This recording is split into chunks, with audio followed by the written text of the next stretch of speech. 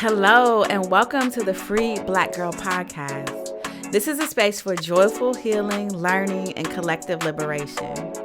My name is Najma Ahmed, and you are listening to a series of mini podcast episodes called Lessons from Liberation. If you've been here before, I need you to go ahead and hit like and subscribe if you're watching on YouTube, and leave a 5-star review if you're listening on Apple or Spotify. I want the podcast to continue to grow, and that really helps. Also, share this podcast with someone you think needs to hear it. If you're new here, welcome. I'm so happy to have you.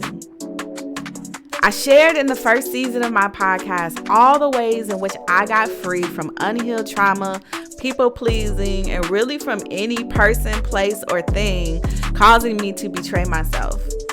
Now, these lessons from liberation are based on what I learned after asking myself, now what? Last episode, I shared about seeking your purpose, asking what world are you dreaming of and how your work can contribute to the building of that world. But in my own experiences over the last couple of weeks, especially, I started to wonder, what is my dream for me? Let's jump into this week's lesson. So, first and foremost, this episode went in a completely different direction than I had originally intended. I had my event, Building Our New World with Love Over Fear, last week, and it was amazingly powerful. It was a beautiful space filled with Black women and my two dynamic guests pouring into us with their wisdom around healing and dreaming. I had originally intended to record it and release it as a multi-part podcast episode, but technology. The internet cut out right at the end and the session ended before I could wrap up. Then I realized that the recording did not save.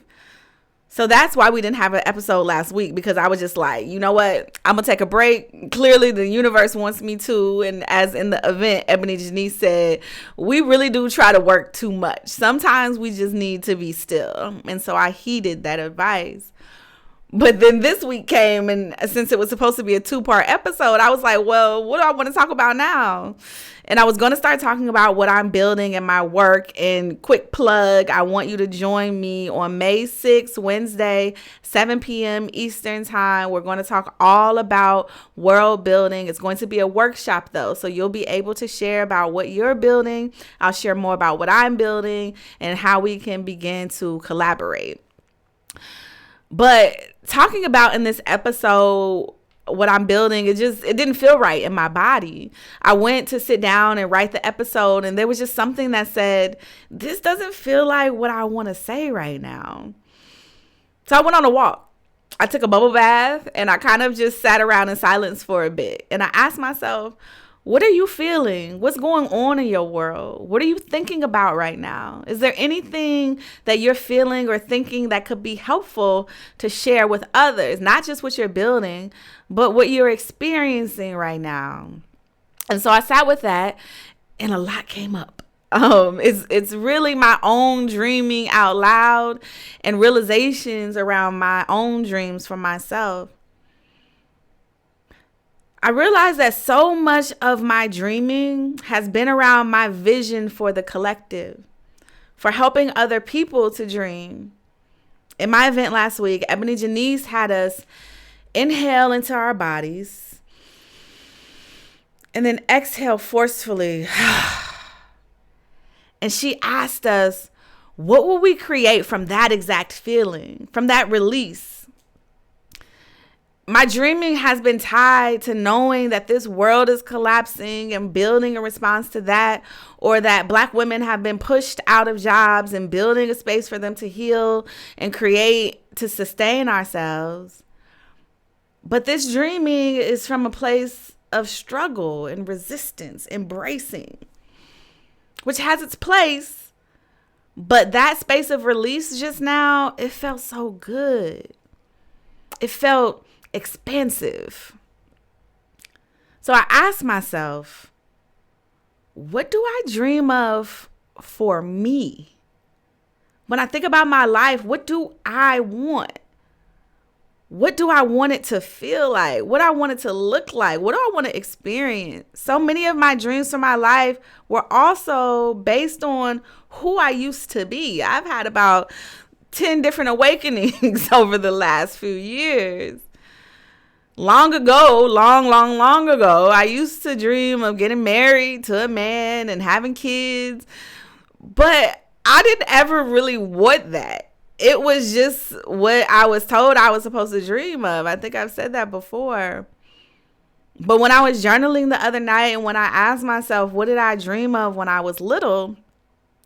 What came up actually made me feel a bit of shame rise in my body when I remembered the answer, because it feels like it's not something I'm supposed to dream about. It felt self-centered. But I'll share with you. Ever since I was a kid, I actually used to dream of being famous. I used to want to be on TV. I used to watch the news and I would think about being like a news anchor. I've said this before, but I wanted to be an investigative journalist where I would travel the world and tell stories about people and how they lived. I think because when I was watching the news, it felt so surface level and through one lens that I wanted to be like, who are these people that you're talking about? What is their story? Who are they? And even when I got older, I used to watch shows like Anthony Bourdain, Parts Unknown, where he would travel the world and eat food and learn about cultures, having conversations that allow us to see ourselves in each other. I could absolutely see myself doing that.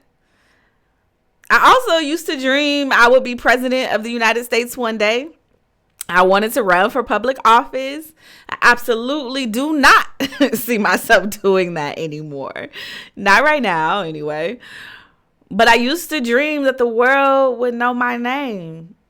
It feels weird to even say that, but I would dream that I would inspire people with my story. But I think, too, when I get down to the core of it, this desire as a kid for the world to know my name, to be famous, to inspire people, I think it was really that I wanted to be seen. I wanted my opinion to be valued. I wanted to feel loved. I wanted to feel like I had something to offer to this world because I knew that I did. In my childhood, I often felt invisible. I hid so much to stay safe. And then we moved around a lot. I went to a new school almost every year, and I often felt like nobody really knew who I was outside of my brother's little sister. I wanted somebody to care about what I had to say. I barely talked as a kid. Even as an adult, most people who've known me, I guess in my past life, think that I'm very quiet. But I can talk a lot. Clearly, I have a whole podcast. I like to talk and connect with people. My whole career, I've had jobs where I have to facilitate and be out front. In college, I was president of multiple organizations. But it felt safe to do that in service of other people's vision. But to say that I want to shine for me, it felt wrong or bad. But also, I walk around wearing bright colors and I'm slowly covering myself in tattoos. So I think I was fooling myself, really trying to pretend like it's not who I am, that it's not in my nature to shine. I mean, my name actually means star. But my life has changed so much in these last few years. There's so much uncertainty in the world. But it also feels like I have a blank slate. I can dream of whatever I want. I do dream of community, real community. I've lived a life of solitude for a long time. I want to be surrounded by other creatives and visionaries, just having fun and creating and supporting and witnessing each other. I dream about finally meeting my person as someone who came out later in life. Everything I ever thought about romantic relationships has changed. I dream of being with someone who is fulfilled in her own world but wants to go on an adventure together. Someone aligned who wants to heal and grow together and create a unique life together that doesn't have to follow some kind of script or preconceived expectations. I dream about seeing more of the world, experiencing Black people around the world. I'm a sociologist at heart. I want to see how other people do life. And I dream of creating and producing for myself and for others art, shows, movies, books, music that tell these stories. I dream of having my own land near some water, growing food and fields of flowers, where I can wake up in the mornings and swim in the lake and walk barefoot in the grass. I also dream about learning more about my spiritual gifts and how I can use them. And I just keep dreaming. And I'm like, and then what? And then what? What cities do I want to go to? What kind of stories can I tell? What food do I want to grow? Where do I want to live? What different ways can I offer healing to people? What superpowers do I have? And it gets exciting. All these things. And then you realize that you can just start trying shit. Like, you don't have to just pick one thing. I realize that the purpose that we are seeking is to be alive, to experience life in all of its forms. We don't have to just pick one path and stick with it.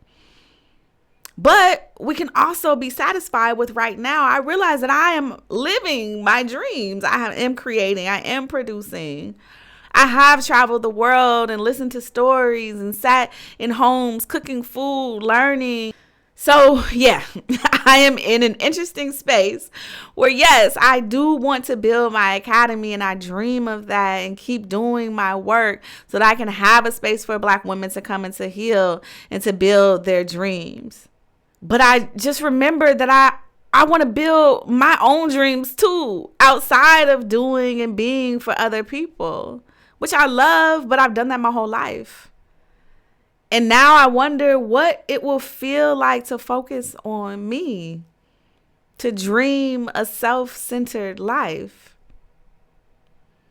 As I mentioned before, I didn't see any of the women in my family living this way. They didn't get the luxury of putting their dreams first.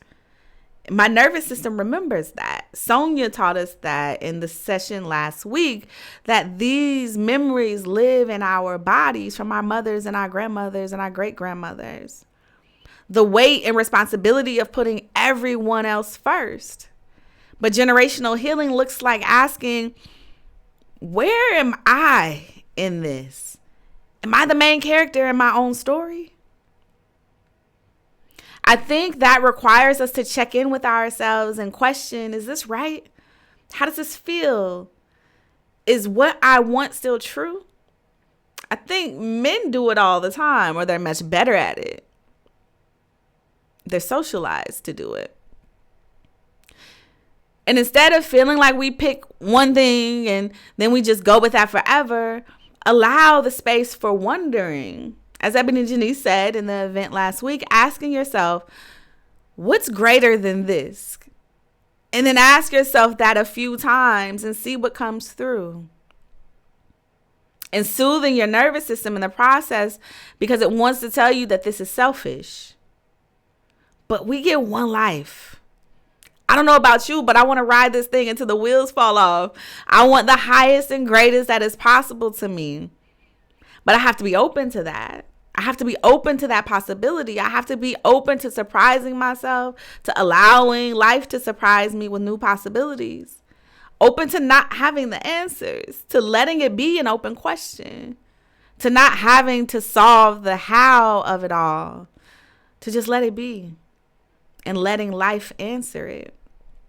I think right now, the action is being open to receive whatever is aligned for me and my dreams. This next phase of my life that I'm dreaming of is to put myself first, to ask myself, and I want you to ask yourself this too. What do I want? What do I need?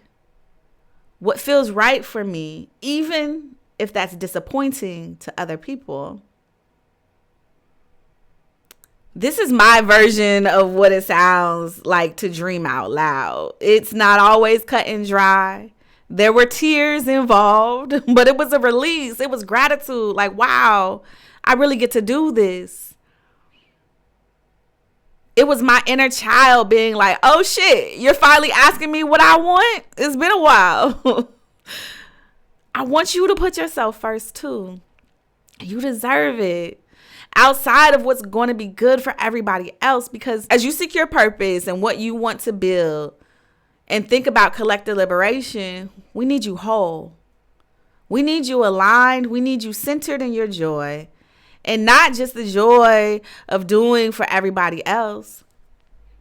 I dream of a world where Black women no longer martyr themselves for the collective good.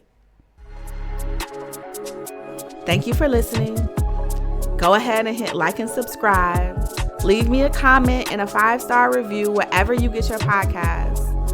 I really hope these lessons from liberation help you to grow, as you being in community with me helps me to grow. And as always, I want this to be a conversation. So tell me, what is your most self-centered dream?